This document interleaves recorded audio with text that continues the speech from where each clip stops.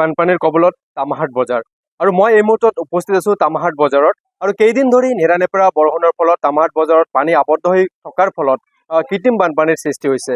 পূৰ্বে কিন্তু পানী নিষ্কাশন হোৱাৰ ব্যৱস্থা আছিলে, কিন্তু ৰাষ্ট্ৰীয় ঘাইপথ নিৰ্মাণকাৰী সংস্থাটোৱে যি পানী নিষ্কাশন হোৱাৰ যি কেনেলটো সম্পূৰ্ণৰূপে বন্ধ কৰি দিয়াৰ ফলত কৃত্ৰিম বানপানীৰ সৃষ্টি হৈছে। আৰু মই প্ৰথমতে ব্যৱসায়ীসকল আছে, মই কথা পাতিবলৈ যত্ন কৰিম। দাদা, আপোনাৰ ওচৰলৈ আহিছো। আপোনালোকৰ কি সমস্যা হৈছে? সমস্যা এইখিনি হৈছে 127B নেশ্যনেল যিটো হাইৱে আছে, আমাৰ যিটো পানী যাওয়াৰ কালভাৰ্ট আছিল, দুখন কালভাৰ্ট আছিল, বন্ধ কৰি দিয়াৰ ফলত আমাৰ অলপ বৰষুণ হ'লেই ইয়াতে বানপানীৰ সৃষ্টি হয়। এইটোৱে অসুবিধা। আৰু যিটো কৰ্মসংস্থাই যিটো ৰাস্তা কাম কৰি আছে, তেওঁলোকক অভিযোগ দিয়াৰ পিছতো একো কৰা নাই। আৰু কেনেধৰণৰ সমস্যাৰ সন্মুখীন হৈছে আপোনালোকৰ? সমস্যা মানে বিশাল সমস্যাৰ সন্মুখীন হৈছোঁ, কাৰণ অলপ বৰষুণ হ'লেই পানী এঘাটোমান পানী হৈ যায়। কাষ্টমাৰ ৰোডৰ পৰা ভিতৰত সোমাব নোৱাৰে। এইখিনিও সমস্যা। কেইদিন ধৰি এনেধৰণৰ সমস্যা হৈছে? প্ৰায় এমাহমান হ'ল। বৰষুণ হোৱাৰ লগে লগে এনেকুৱা হৈ থাকে। আপোনালোকে অভিযোগ কৰিছে? অভিযোগ কৰিছিলোঁ বা ব্যৱসায়ী সমিতিক অভিযোগ কৰিছে? অভিযোগ কৰিছোঁ।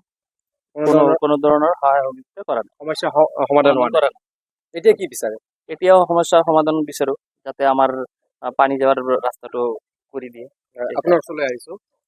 কেনেধৰণৰ সমস্যাৰ সন্মুখীন হৈছে আপোনালোকৰ? হয়, আমি বহুত সন্মুখীন হৈছোঁ। আৰু এইটো আমাৰ পানী নিষ্কাশন অনতি পলমে এইটো মানে কৰি দিব লাগে।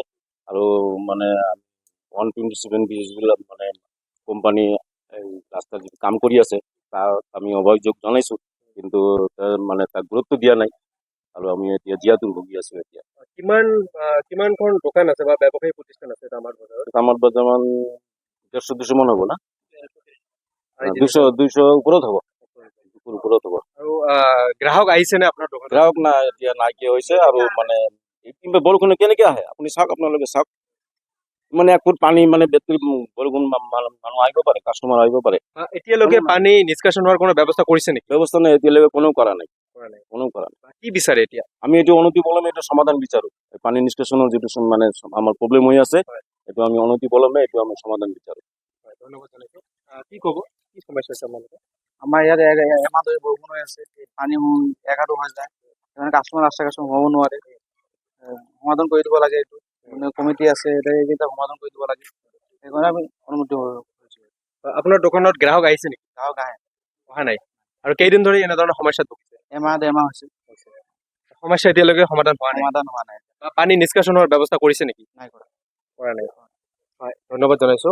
আচলতে তামাহাট বজাৰত যি সমস্যা, এয়া নতুন সমস্যা নহয়। এমাহ ধৰি তেওঁলোকে বা ব্যৱসায়ৰ ক্ষেত্ৰত বিভিন্ন ধৰণৰ সমস্যাৰ সন্মুখীন হৈ আছে। আচলতে তামাহাট বজাৰত যি পানী নিষ্কাশন হোৱাৰ কাৰণে এটা কেনেল আছিলে, কিন্তু ৰাষ্ট্ৰীয় ঘাইপথ নিৰ্মাণকাৰী সংস্থাটোৱে সম্পূৰ্ণৰূপে বন্ধ কৰি দিয়াৰ ফলত কিন্তু কৃত্ৰিম বানপানীৰ সৃষ্টি হৈছে, যাৰ ফলত কিন্তু যিসমূহ দোকান বা ব্যৱসায়ী প্ৰতিষ্ঠান আছে আৰু গ্ৰাহকৰ মাজত কিন্তু এক সমস্যাৰ সন্মুখীন হৈছে।